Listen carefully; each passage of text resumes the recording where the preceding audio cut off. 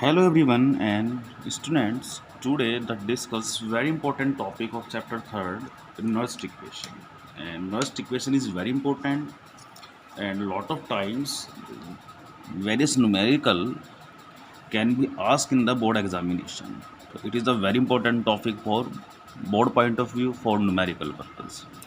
तो इसमें आज की वीडियो में हम डिस्कस करेंगे नर्स्ट इक्वेशन क्या है, क्या इससे हम कैलकुलेट कर सकते हैं, कैसे इससे हम किसी भी सेल इक्वेशन जो हमें दी होगी उस पर कैसे अप्लाई करेंगे, फिर अप्लाई करने के बाद कैसे न्यूमेरिकल को सोल्व करेंगे। तो ये सब बात स्टूडेंट आज के हम वीडियो में करते हैं। तो सबसे पहले स्टूडेंट जो नर्स्ट इक्वेशन है, नर्स्ट इक्वेशन का जो रोल है स्टूडेंट कि किस तरह से हम स्टैंडर्ड इलेक्ट्रोड पोटेंशियल की हेल्प से अगर हमें सॉल्यूशन की कंसंट्रेशन पता हो तो हम किसी भी सेल रिएक्शन का नॉर्मल इलेक्ट्रोड पोटेंशियल निकाल सकते हैं, यानी कि ई सेल निकाल सकते हैं with the help of E dot cell. तो यही है स्टूडेंट इसका रोल। तो पहले हम इक्वेशन देख लेते हैं क्या है नर्स्ट इक्वेशन। तो नर्स्ट इक्वेशन है E cell is equal to E dot cell. तो पहले स्टूडेंट ये स्टैंडर्ड है और ये नॉर्मल है।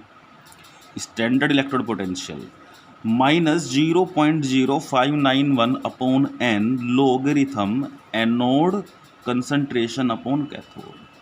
It means E cell is equal to E dot cell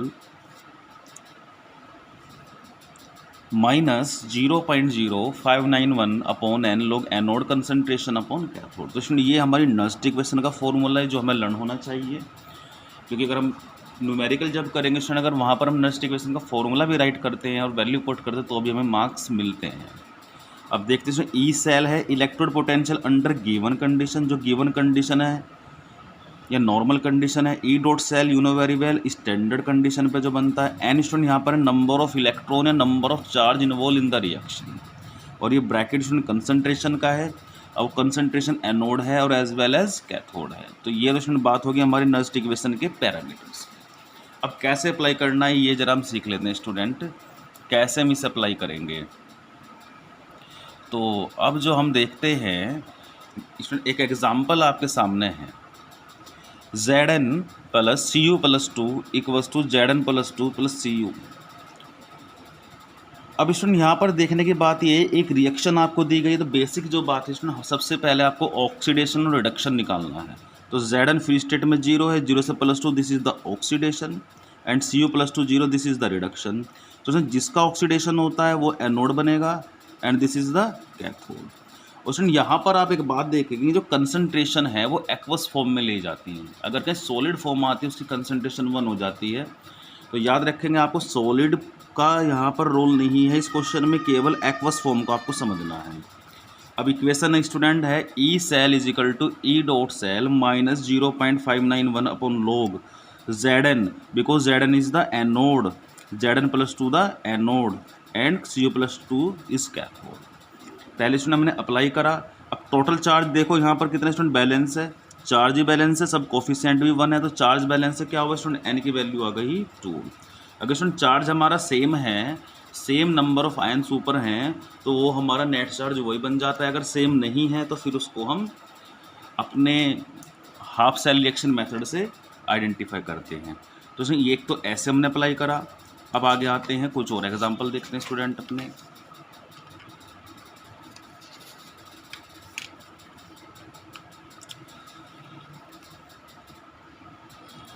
अब student E cell is equal to E dot cell. अब पिछली रिएक्शन में स्टूडेंट नेट चार्ज था मेरा 2, तो 2 मैंने अप्लाई कर दिया 0.059 upon 2 log anode upon cathode.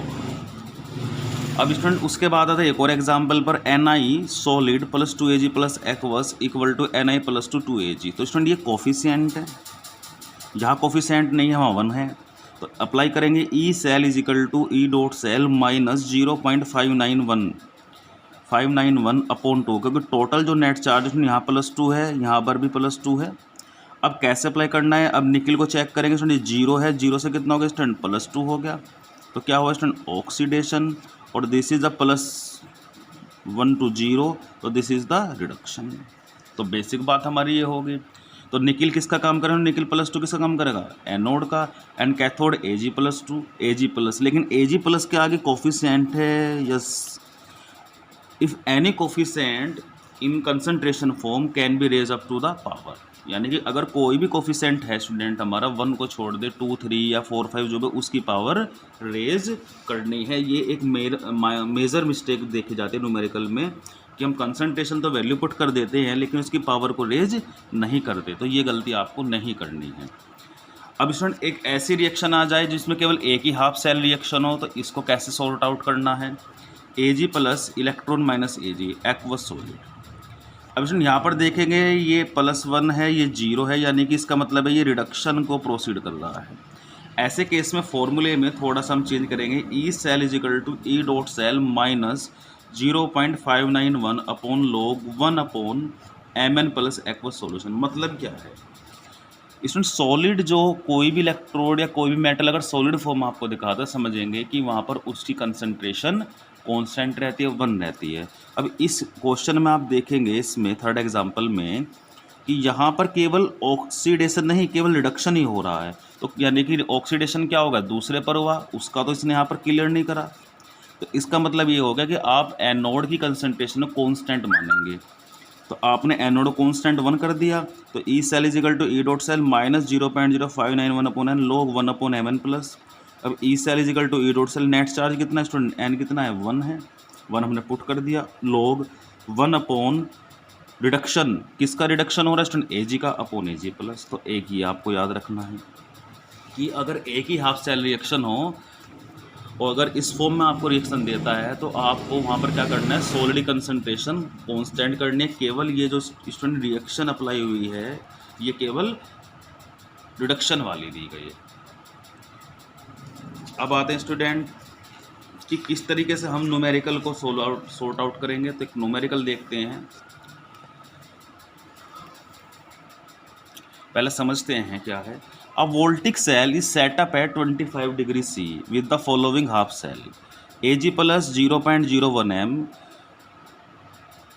oblique Ag and Cu plus to 0.10 m oblique Cu। तो सबसे पहली बात स्टूडेंट समझने की ये है, ऐसे आपको ब्रैकेट में कंसंट्रेशन मिलेंगी राइट हुई हुई, जो जिसके पास ब्रैकेट में राइट करी होगी वो उसकी कंसंट्रेशन है। तो ये किसके स्टूडेंट है, सिल्वर की है और ये कॉपर की है। पहला तो हमें यही चेक करना है। दूसरे स्टूडेंट नेट चार्ज देखेंगे, यहाँ पर +1 है, यहाँ पर +2 है, तो नेट चार्ज भी बैलेंस नहीं है। इसके अलावा हमें क्या दिया स्टूडेंट, ई डॉट सेल दे रखा है, तो हमें क्या निकालना है, ई सेल निकालना है। अब स्टूडेंट दो तरीके के क्वेश्चन इसमें आते हैं, एक तो डायरेक्ट आपको रिएक्शन देगा, या तो आसान हो जाता है, एक ऐसा क्वेश्चन दे दे इसमें रिएक्शन नहीं है, इसमें आप खुद बनाएंगे। तो स्टूडेंट इलेक्ट्रोकेमिकल सीरीज में आप देखेंगे कॉपर जो होता है वो मोर रिएक्टिव होता है सिल्वर से, तो जो मोर रिएक्टिव होता है ये एनोड का काम करेगा और ये करेगा कैथोड का काम। तो एनोड की जो रिएक्शन होती है वो हमेशा स्टूडेंट फ्री स्टेट से चलती है, Cu is equal to Cu plus two 2 electron oxidation half cell. Similarly Ag plus, और जो स्टूडेंट कैथोड की होती है वो चार्ज के साथ चलती है, Ag plus electron lose Ag +1 to 0 this reduction half cell. तो सबसे पहले स्टूडेंट हमने रिएक्शन बना ली हाफ सेल की। अब क्या करना है स्टूडेंट, जो हमने 11th क्लास में सीखा था इन्हें बैलेंस करेंगे। तो multiply by 2 equation number second, equation number second को 2 से मल्टीप्लाई करा, 2Ag प्लस 2 इलेक्ट्रॉन 2Ag, ताकि हमारे इलेक्ट्रॉन नेट चार्ज बैलेंस हो जाए। तो स्टूडेंट अब यहाँ देखते हैं हम लोग कि यहाँ पर जो नेट चार्ज है और यहाँ पर नेट चार्ज बैलेंस हो गया, यानी कि इसका जो n होगा स्टूडेंट वो 2 होने वाला है, ये हमें डायरेक्टली पता चल गया। वो हमें यहाँ भी आइडिया मिल जाता है क्योंकि +2 या 2 से बैलेंस करेंगे तो वही चीज़ आ जाएंगी, लेकिन अभी आप उस चीज़ को नहीं समझ पाएंगे। अब क्या करेंगे स्टूडेंट, हम combine the equation number first and third, first और थर्ड रिएक्शन को कंबाइन करेंगे। तो जब फर्स्ट और थर्ड को कंबाइन करोगे स्टूडेंट्स आप, तो देखते हैं क्या होता है। तो आप समझ गए 2 इलेक्ट्रॉन बैलेंस हो गया, तो n तो 2 आ गया। अब आगे चलते हैं स्टूडेंट, इसके बाद अब हम ऑल ओवर रिएक्शन राइट करते हैं। पहले क्या करते हैं student, all over reaction right करते हैं। ऑल ओवर रिएक्शन क्या है वो देख लेते हैं। Cu प्लस कंबाइन करने पर Cu plus 2Ag plus 2 electron, Cu plus 2 2Ag plus 2 electron, and you know very well equal electron cancel out, तो net charge is 2। Cu plus 2Ag plus Cu plus 2Ag, this is the Cu plus is the anode and 2Ag plus is the cathode. Write the Nernst equation, E cell is equal to E dot cell minus 0.591 upon n log anode upon cathode. E cell is equal to E dot cell minus 0.0591 n 2 log. This is the anode Cu plus 2 and this is the cathode Ag plus, but the coefficient raised up to the power Ag plus 2. तो student मैंने क्या करा, हमने कुछ नहीं करा, Nernst equation थी, Nernst equation पर पहले अप्लाई करा, जो एन की वैल्यू पुट करी, फिर एनोड को एनोडिक कंसंट्रेशन पुट करेंगे, फिर Ag प्लस की कंसंट्रेशन पुट करेंगे. अब स्टूडेंट गिवन है कि आपके पास जो ई डॉट सेल है वो 0.46 है, नेट चार्ज ये हो गया लोग. कॉपर की कंसंट्रेशन शुरू में 0.10 दी गई है और सिल्वर की स्टूडेंट 0.001 पावर 2. अब स्टूडेंट इसको हम कैलकुलेट कर लेंगे, इन पॉइंट को ऊपर ले जाएंगे, तो जब कैलकुलेट करेंगे तो आपको बन जाएगा log 10 की पावर 5. और यहाँ पर एक फॉर्मूला बनता है log a की power x is equal to x log a. तो ये एक फॉर्मूला बनता है स्टूडेंट, log a की power x is equal to x log a. इस फॉर्मूले का यूज करेंगे तो पावर आगे आ जाएंगी. तो 0.56. एक चीज़ और इससे पहले, अगर स्टूडेंट यहाँ अपोन में 2 है और जब भी आप इसे डिवाइड करेंगे तो हमेशा डिवाइड करके आएगा 0.0295.